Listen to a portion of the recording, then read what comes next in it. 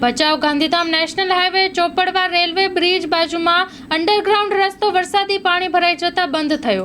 Bhachau Gandhidham national highway Chopadva railway બ્રિજની બાજુમાં underground રસ્તો વરસાદી પાણી ભરાઈ જતા બંધ થઈ જતા રાહદારીઓ, ખેડૂતો, માલધારીઓ અને વાહન ચાલકો મુશ્કેલીમાં મુકાયા છે। નેશનલ હાઈવે ઓથોરિટીની બેદરકારીના કારણે આમ પ્રજા પરેશાન થઈ છે। વરસાદી પાણી ભરાઈ જતા તેનો નિકાલ માટે કોઈ વ્યવસ્થા કરવામાં આવી નથી।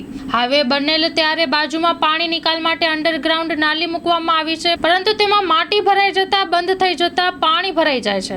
તેમ છતાં હાઈવે ઓથોરિટી મેન્ટેનન્સ કે રિપેરિંગનું કામ કરાવતા નથી અને નેશનલ હાઈવે રિપેરિંગ માટે અધિકારી, કર્મચારી, લેબર અન્યની મોટી સંખ્યામાં વ્યવસ્થા કરવામાં આવી છે, પરંતુ કામગીરી થતી નથી અને હાલમાં નજીવા વરસાદ થતા આવી હાલત છે।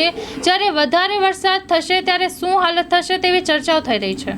લાખો રૂપિયાનો ટોલ ટેક્સ અને રોડ ટેક્સ વસૂલવામાં આવે છે, પરંતુ સુવિધાની જગ્યાએ દુવિધા થતી હોય છે તેવું દેખાઈ રહ્યું છે।